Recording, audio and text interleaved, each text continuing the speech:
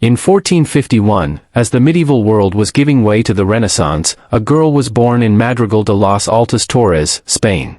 Few could have predicted that this seemingly insignificant princess, third in line to the throne, would transform the course of world history. Isabella of Castile, the queen who would unite Spain, finance Columbus's voyage to the Americas, establish the Spanish Inquisition, and create one of the most powerful empires the world had ever seen. While her contemporary rulers fought over small territories, Isabella was busy reshaping the map of the world. Her decision to fund Columbus's expedition would unleash centuries of exploration, conquest, and cultural exchange that forever altered the destiny of two continents. Her marriage to Ferdinand of Aragon created the foundation of modern Spain and established a dynasty that would dominate European politics for centuries. But behind the glory lies controversy. The same queen who championed exploration also expelled Jews and Muslims from her lands. The woman who defied gender expectations of her time also reinforced religious persecution. How do we reconcile these contradictions? And how did this determined woman navigate the dangerous waters of medieval politics to become one of history's most consequential monarchs? This is the story of Isabella I of Castile, the Catholic queen whose decisions 5 centuries ago continue to shape our world today. Early years of Isabella of Castile. Isabella of Castile was born on April 22, 1451, in the town of Madrigal de los Altos Torres, as the daughter of King John II of Castile and his second wife, Isabella of Portugal. At the time of her birth, she was second in line to the Castilian throne after her older half-brother, Henry, later King Henry IV of Castile. Henry, who was 26 years old at the time, was already married, but he remained childless, making Isabella a significant royal figure from birth. 2 years after Isabella's birth, on November 17, 1453, her younger brother Alfonso was born. With Alfonso's arrival, Isabella's position in the line of succession changed, pushing her down to 3rd place. However, the political landscape shifted further in 1454, when their father, King John II, passed away. Henry IV ascended the throne, leaving Isabella and Alfonso under his guardianship. Their mother, devastated by her husband's death, moved with her 2 children to the town of Arevalo, where they lived away from the Castilian court. Isabella's childhood in Arevalo was marked by hardship. Despite being the children of a king, Isabella and Alfonso faced financial struggles, as King Henry IV failed to uphold their father's will, which had provided for their well-being. Whether due to deliberate neglect or simple mismanagement, Henry did not allocate funds for his half-siblings, forcing them and their mother to live in poverty. The castle in Arevalo, where they resided, was in poor condition, and their daily lives were marked by a shortage of money and resources.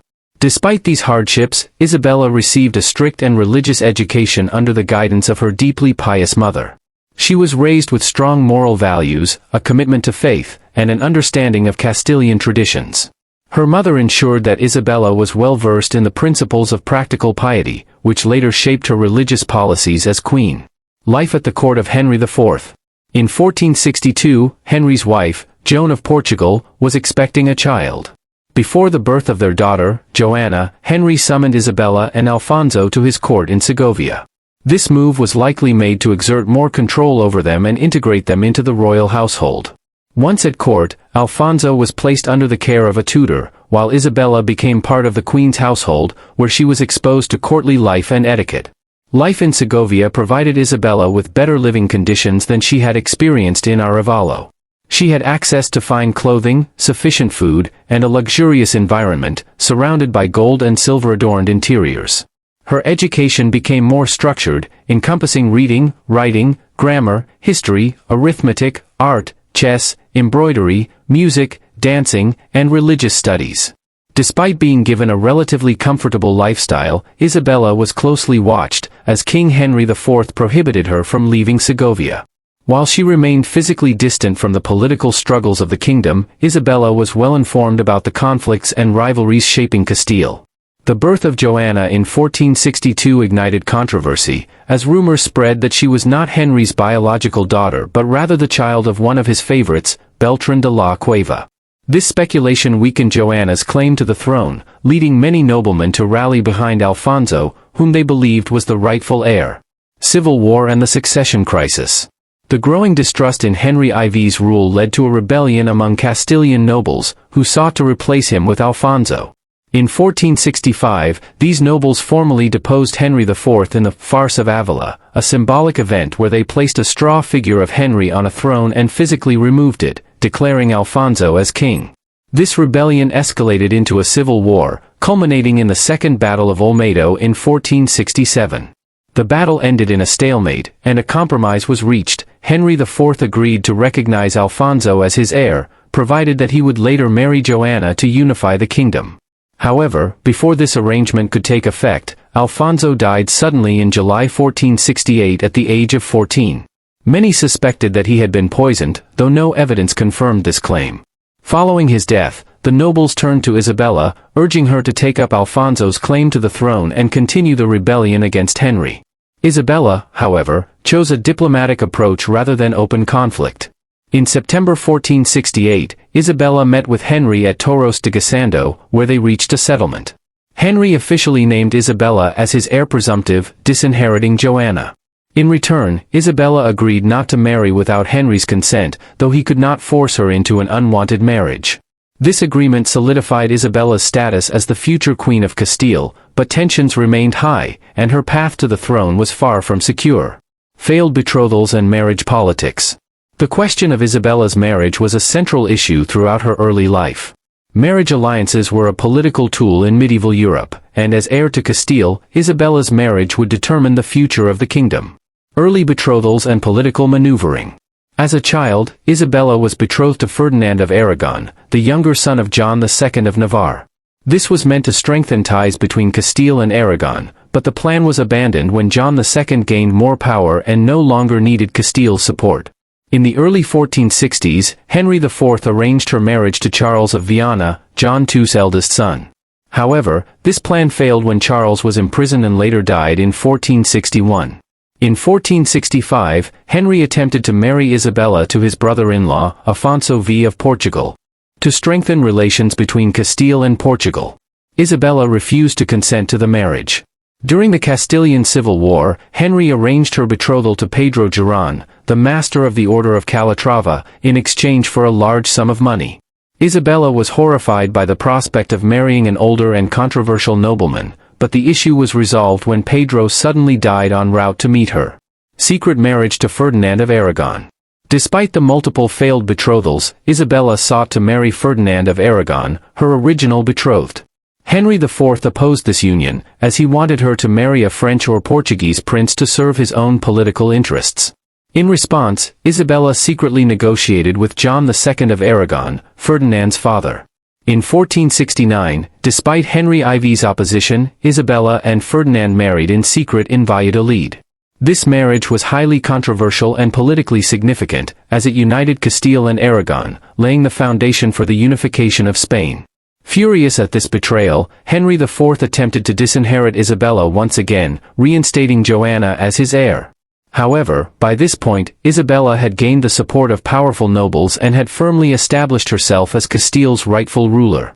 This marriage set the stage for Isabella and Ferdinand's future reign, during which they would complete the Reconquista, sponsor Christopher Columbus, and establish Spain as a dominant European power.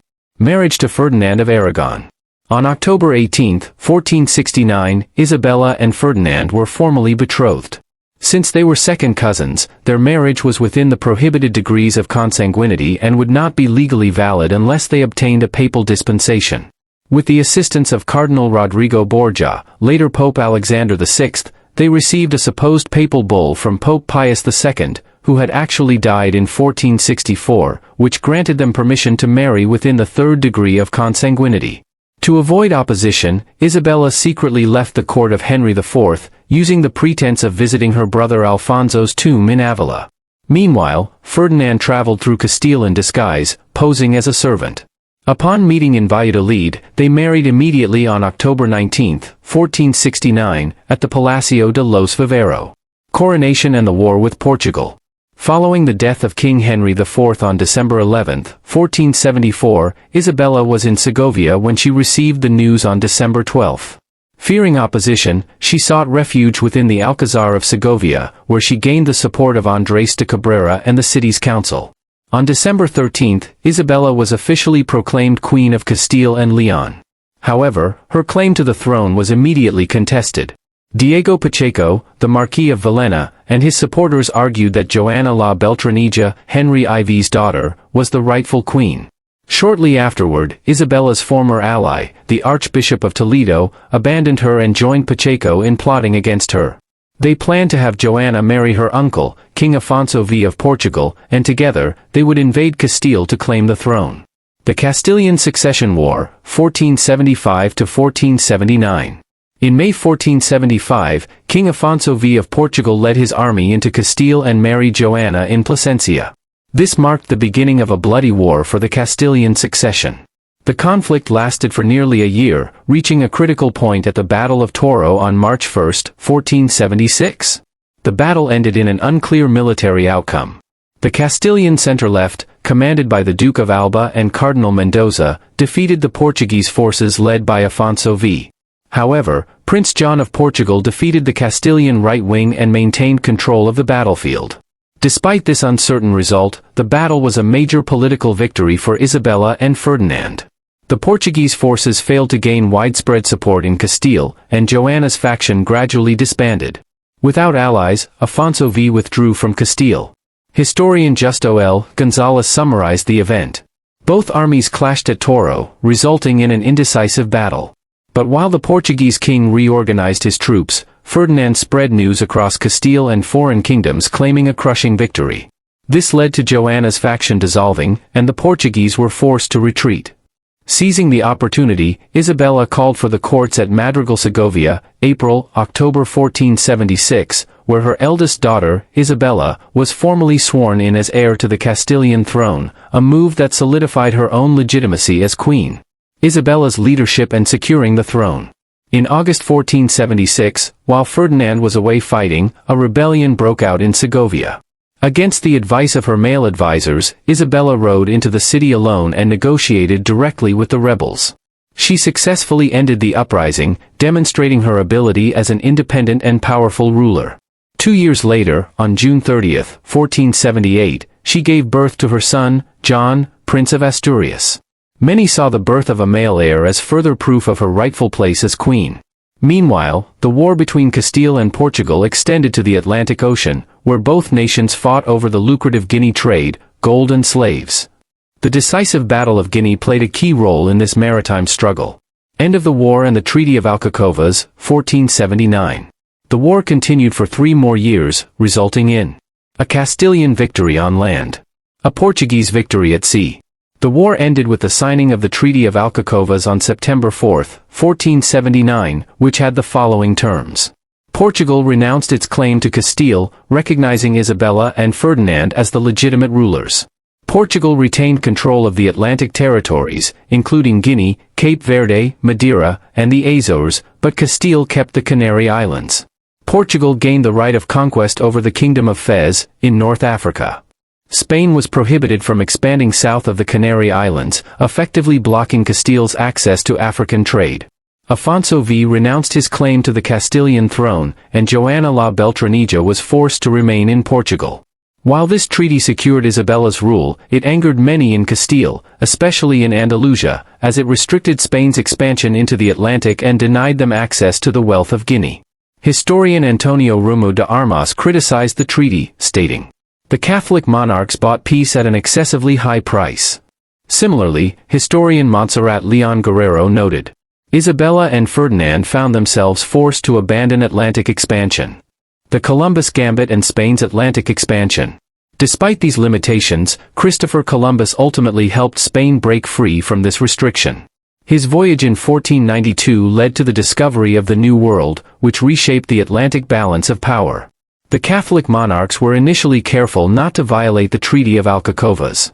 Orders given to Columbus for his first voyage, 1492, stated, "Always keep in mind the boundaries established in Alcacovas, and therefore, insist that Columbus sail along the parallel of the Canary Islands." By sponsoring Columbus's western voyage, Isabella and Ferdinand found an alternative route to expansion, bypassing Portugal's monopoly on African trade. This eventually led to the Treaty of Tordesillas, 1494, which divided the newly discovered lands between Spain and Portugal, giving Spain vast territories in the Americas. With her throne secure, Isabella could now focus on reforming Castile and expanding Spanish influence on a global scale. Isabella's proclamation as Queen, 1474. On December 13, 1474, in the main square of Segovia, Isabella was officially proclaimed Queen of Castile. During the ceremony, she made 3 key pledges: to uphold the commandments of the Church, to protect the integrity of Castile, to respect the rights of the nobility and the towns.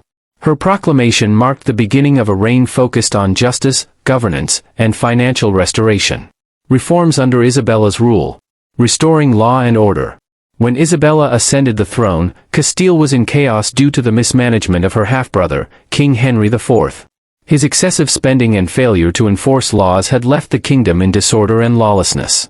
Crime, including murder, rape, and robbery, was rampant, with little to no punishment for offenders. Recognizing the urgency of the situation, Isabella launched a series of sweeping legal reforms. Historians of her time described her as being more inclined to justice than mercy, even stricter and more rigorous than her husband, Ferdinand. Creation of La Santa Hermandad, the Holy Brotherhood, 1476. One of Isabella's most significant reforms came during the Cortes of Madrigal in 1476, when she established a royal police force known as La Santa Hermandad, the Holy Brotherhood. While hermandades, brotherhoods, had existed in Castile before, they had always been informal groups of local men who patrolled the countryside and administered their own justice. Historically, monarchs had suppressed these groups rather than supported them. However, before 1476, law enforcement was largely controlled by rebellious nobles instead of the crown. To counteract this, Isabella established a general hermandad across Castile, Leon, and Asturias, bringing it under royal authority for the first time. The new police force had the following features. Staffed by locals who were responsible for patrolling roads and the countryside. Funded by a tax of 1,800 maravedis for every 100 households. Extended to other regions, in 1477, Isabella personally traveled to Extremadura and Andalusia to expand this law enforcement system. This move strengthened royal control and significantly reduced crime throughout the kingdom. Criminal reforms in Galicia, 1481. Continuing her crackdown on crime, Isabella turned her attention to Galicia, a province that had been plagued by lawlessness for decades. Since the reign of her father, John II of Castile, the region had been dominated by corrupt nobles, while highway robbers terrorized travelers. In 1481, Isabella appointed 2 officials with the specific task of restoring order in Galicia. Their efforts resulted in the removal of over 1,500 criminals from the province, the suppression of noble factions who had been exploiting the region, a dramatic reduction in crime, restoring peace and stability. These actions further reinforced Isabella's reputation as a queen who prioritized justice and security over appeasement. Financial reforms. From the very beginning of her reign, Isabella recognized the urgent need to restore Castile's finances. The kingdom had suffered severe economic decline due to the mismanagement of Henry IV, who had accumulated massive debt. Recovery of royal lands, Cortes of Toledo, 1480. A major financial crisis stemmed from Henry IV's reckless sales of royal estates at extremely low prices. These lands had been sold off to nobles and private individuals, leading to a drastic reduction in royal revenue. A weakened monarchy, as the crown lost control over much of its own land. To reverse this problem, Isabella convened the Cortes of Toledo in 1480, where the following measures were enacted. An inquiry was launched into all estates and rents acquired during Henry IV's reign. Illegally obtained lands, those not granted as rewards for services, were seized without compensation. Underpriced lands were bought back at the original sale price, forcing nobles to return large sums of money to the royal treasury. This policy significantly increased royal income, but Isabella made an important exception. Gifts given to churches, hospitals, and the poor were exempt from revocation. This balanced approach allowed Isabella to restore royal wealth without completely alienating the nobility. Reforming the monetary system. Another major financial issue was the excessive production of coinage. During Henry IV's reign, the number of mints producing currency skyrocketed from 5 to 150. This led to massive inflation due to the overproduction of low-value coins. A loss of public confidence in Castile's financial stability. To restore economic stability, Isabella took the following steps. Monopolized the royal mints, placing them under direct crown control. reduced the number of active mints, significantly limiting the production of money, established a standardized coinage system, ensuring higher quality currency. By implementing these changes, Isabella restored public confidence in the kingdom's financial management and ensured greater economic stability. Government reforms under Isabella and Ferdinand. Isabella and Ferdinand established very few new governmental institutions, instead focusing on improving existing ones from the reigns of John II and Henry IV. In Castile, their main achievement was making the administration more efficient rather than creating new structures. The royal household remained the center of Castilian government, consisting of two main bodies. The first included household officials, mostly nobles, who held government positions and received special payments. The second consisted of permanent servants, continos, who carried out confidential tasks for the rulers. By the 1470s, senior offices in the royal household were mostly honorary titles held by nobility, while the actual administrative work was done by lower-ranking officials and churchmen. The Royal Council was the main advisory body responsible for resolving legal and political disputes, supervising administrative officials, and acting as the kingdom's highest judicial tribunal. Before Isabella's reforms in 1480, the council had two categories of members, judicial and administrative councillors, including bishops, nobles, and trained legal administrators or letrados, and political advisors who had influence but no formal administrative role. Isabella eliminated the second category, reducing noble influence, and restructured the council to include 1 bishop, 3 caballeros, and 8 or 9 lawyers. She prioritized professional administrators over nobles, ensuring that only those dedicated to state affairs participated in governance. To maintain a direct connection with her subjects, Isabella and Ferdinand introduced a new system of personal justice. Every Friday, they held open court, allowing common citizens to present their complaints directly to the monarchs. This approach was unprecedented in Castile and strengthened the people's trust in the crown. The government was further centralized with the creation of specialized councils. The Council of State, presided over by the King and Queen, managed foreign negotiations, embassies, and relations with the Vatican. Other key councils included the Supreme Court of the Santa Hermandad, Law Enforcement, the Council of Finance, Economic Management, and the Council for Aragonese Affairs, handling governance in Aragon. Despite reforms that made the administration more efficient, the Cortes, Parliament, lost much of its political power under Isabella and Ferdinand. The monarchy moved toward a non-parliamentary system, where the Cortes primarily served as an advisory body that automatically approved laws drafted by the royal administration. To further strengthen the legal system, Isabella commissioned jurist Alfonso Diaz de Montalvo to compile and organize Castilian law. Within 4 years, he completed the Ordenanzas Reales, an 8-volume legal code that consolidated and streamlined existing laws. This legal codification improved consistency and efficiency in Castile's judicial system. Key events of 1492. The conquest of Granada. By the year 1492, the last remaining Muslim territory in Spain, the Emirate of Granada, was finally conquered by Queen Isabella and King Ferdinand, marking the completion of the Reconquista. The Nasrid dynasty had ruled Granada since the mid-13th century, and despite being surrounded by Christian territories, the emirate had managed to survive for over 2 centuries due to its strong natural defenses and fortified cities. However, internal political strife and rivalries among the Muslim leadership weakened its ability to resist the Catholic monarchs. The war for Granada had officially begun on February 1, 1482, when Isabella and Ferdinand arrived in Medina del Campo to strategize their conquest. Their forces, consisting of troops from across Europe, were well equipped with the latest advancements in artillery and warfare, giving them a crucial advantage. Unlike previous conflicts, where wars had been long and drawn out, Isabella and Ferdinand adopted a systematic approach, capturing one city at a time. Key events in the Granada War. 1485, the Spanish forces launched a siege on Ronda, a strategically important city. Due to continuous bombardment from advanced cannons, the city surrendered in just 2 weeks, demonstrating the effectiveness of the Catholic monarch's military strategy. 1486, the city of Loya was taken after fierce battles. Muhammad XII, Boabdil, the Muslim ruler of Granada, was captured but later released, hoping he would cause internal divisions among the Nasrids. 1487, the fall of Malaga marked a significant victory for Isabella and Ferdinand, as it was a major stronghold of the Emirate of Granada. The conquest of Malaga eliminated Muslim control over the western part of the kingdom, isolating the remaining Nasrid territories. 1489, the city of Baza fell to Spanish forces, ensuring the collapse of the eastern province of Granada. The final and most significant siege of Granada began in spring 1491. Despite their previous losses, the Muslim forces resisted for several months, but by the end of the year, they were completely exhausted.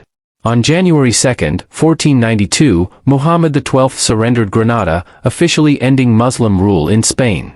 Isabella and Ferdinand entered the city in a grand ceremony, receiving the keys to Granada from its former rulers. One of their first actions was to consecrate the principal mosque into a Christian church, symbolizing the transition of power. The Treaty of Granada, signed in the same year, guaranteed religious and cultural freedoms for the Muslim and Jewish populations, allowing them to practice their faith and customs without persecution. However, this promise was later broken, leading to forced conversions, expulsions, and persecution of non-Christian communities. During the war, Isabella observed the brilliant military leadership of Gonzalo Fernández de Córdoba, a Spanish commander. She entrusted him with key responsibilities, and under her patronage, he later became one of Spain's most influential military strategists. His innovations in military tactics and organization transformed Spanish warfare and played a crucial role in future European conflicts. Christopher Columbus and the Age of Exploration. Just 3 months after the conquest of Granada, Isabella made another historic decision. She agreed to sponsor Christopher Columbus' expedition to find a western route to Asia. Columbus had been searching for royal support for several years. His plan was to sail westward across the Atlantic Ocean in hopes of reaching the East Indies, modern-day Southeast Asia. Many European experts doubted his calculations, as they believed the journey would be far longer than he estimated. Despite skepticism, Isabella and Ferdinand saw potential in Columbus' proposal. On August 3, 1492, Columbus set sail from Palos de la Frontera with 3 ships: Santa Maria, flagship; Pinta; Nina. After weeks at sea, Columbus' expedition finally reached land on October 12, 1492. He believed he had arrived in the East Indies, but he had actually discovered the Bahamas in the Caribbean. His journey marked the beginning of European exploration and colonization of the Americas. Columbus returned to Spain in March 1493, bringing gold, exotic goods, and several indigenous people as proof of his discoveries. He was received as a hero by Isabella and Ferdinand.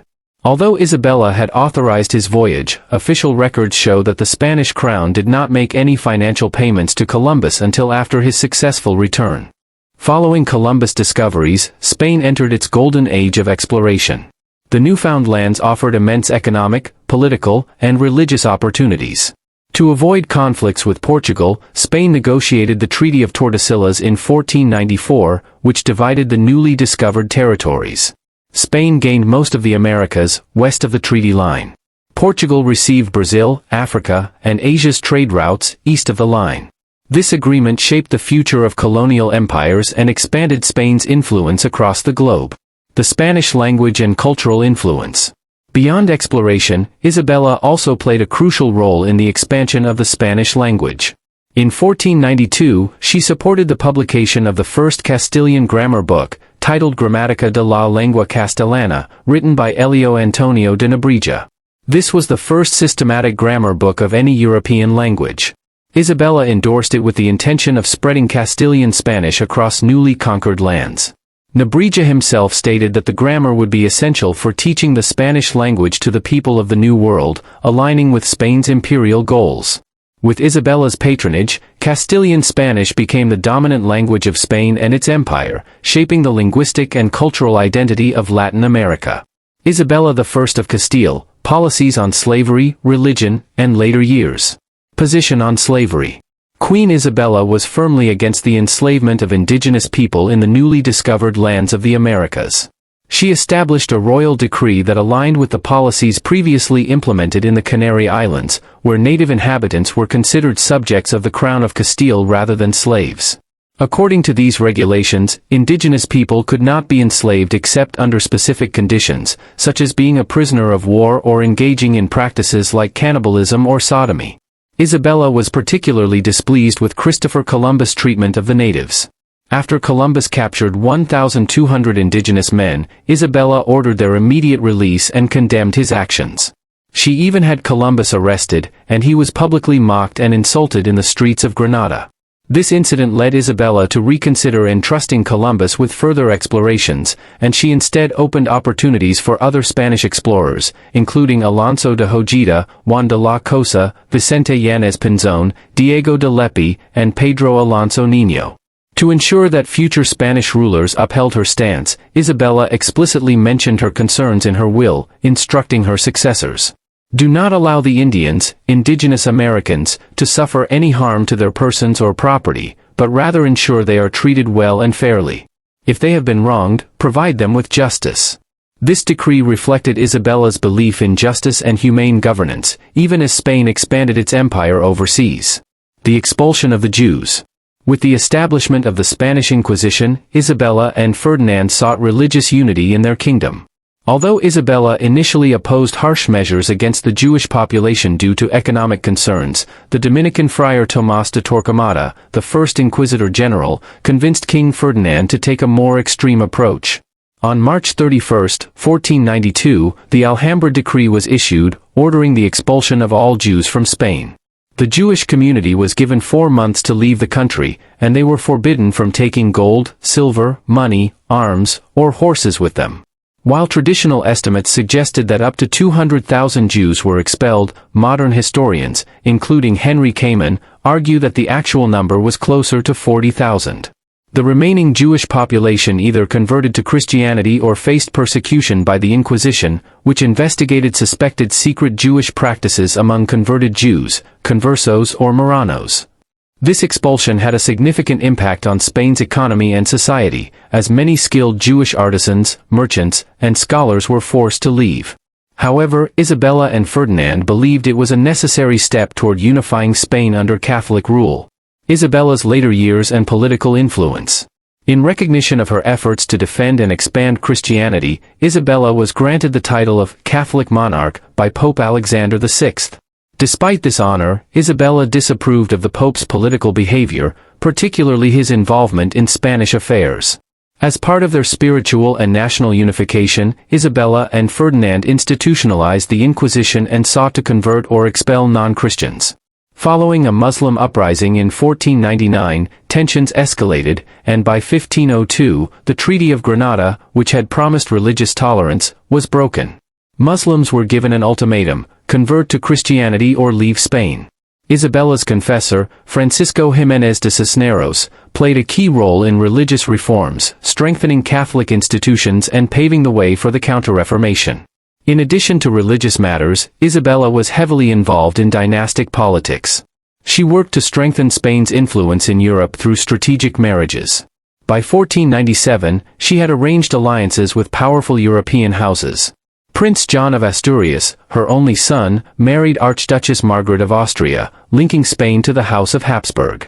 Isabella of Aragon, her eldest daughter, married King Manuel I of Portugal, strengthening ties with Portugal. Joanna of Castile, her third child, was married to Philip of Habsburg, further reinforcing the Habsburg connection. Despite these careful political maneuvers, tragedy struck Isabella's family. Prince John died shortly after his marriage, leaving no heirs. Isabella of Aragon died during childbirth, and her son, Miguel de Paz, also passed away at the age of 2. With these losses, Isabella's third daughter, Joanna, became the heir to Castile. However, Joanna's husband, Philip I, and his supporters sought greater power, creating political instability. In 1500, Isabella attempted to secure the rights of the native populations in Spain's colonies, granting legal freedom and citizenship to all indigenous people who had not rebelled against Spanish rule. This decision was a landmark moment in colonial policy, although later monarchs did not always uphold it. Despite the misfortunes in her family, Isabella managed to make successful matches for her youngest daughters. Maria of Aragon married King Manuel I of Portugal after Isabella of Aragon's death. Catherine of Aragon married Arthur, Prince of Wales, securing an alliance with England. After Arthur's early death, Catherine later married King Henry VIII of England, shaping English history. Legacy of Isabella I of Castile. By the time of her death in 1504, Isabella had left a profound impact on Spain and the world. Her reign saw the completion of the Reconquista with the conquest of Granada, the beginning of Spanish exploration and colonization through Columbus voyages, Religious unification under Catholicism, despite the harsh methods of the Inquisition. Strategic marriages that shaped European politics for centuries. Early efforts to protect indigenous rights, although they were later undermined. Isabella's legacy continues to be debated by historians. While she expanded Spain's power and paved the way for the Spanish Empire, her policies also led to the expulsion of Jews and forced conversions of Muslims, leaving a complex and controversial historical record. Nonetheless, she remains one of the most influential queens in European history, shaping Spain's destiny for generations. Women in the court of Queen Isabella I of Castile. Queen Isabella I of Castile fostered a progressive and intellectual court, particularly for women, earning it the reputation of being a place for puelli docte, learned girls. She actively promoted women's education and surrounded herself with highly educated and influential female figures. One of the most notable women in her court was Catalina de Medrano y Bravo de Lagunas, whom Isabella appointed as her lady-in-waiting in 1497. Shortly after, Isabella became the patron and protector of Luisa de Medrano, who went on to become the first female professor in Europe. Luisa de Medrano's intellectual prowess caught Isabella's attention, leading to her appointment as a professor of Latin at the University of Salamanca in 1508. She temporarily filled the chair left by Antonio de Nebrija, Antonio Martinez de Cala, where she taught poetry and grammar. Under Isabella's protection, Luisa de Medrano not only received a humanist education alongside the royal daughters, Isabella and Joanna, but also benefited from the climate of tolerance and advancement for women that Isabella actively cultivated in her court. Unfortunately, after Isabella's death in 1504, this era of progress for women in education and politics gradually faded, as Spain's rulers prioritized traditional gender roles. Death of Queen Isabella I. By September 14, 1504, Isabella officially withdrew from governmental affairs, marking the end of her political influence. She had been in declining health for several years, her condition worsened by the series of personal tragedies she endured, including the death of her only son, Prince John of Asturias, 1497.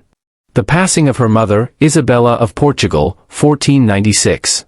The loss of her eldest daughter, Princess Isabella of Asturias, 1498.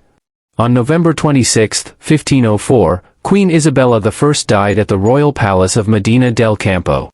She was buried in Granada, in the Capilla Real, Royal Chapel, which was later built by her grandson, Emperor Charles V. Isabella's husband, Ferdinand, her daughter Joanna, and other relatives were also laid to rest alongside her. However, despite Isabella's final wish for her deceased daughter, Princess Isabella, to be buried next to her, this request was never fulfilled. Today, the museum next to the Capilla Real displays Isabella's crown and scepter, serving as reminders of her historic reign.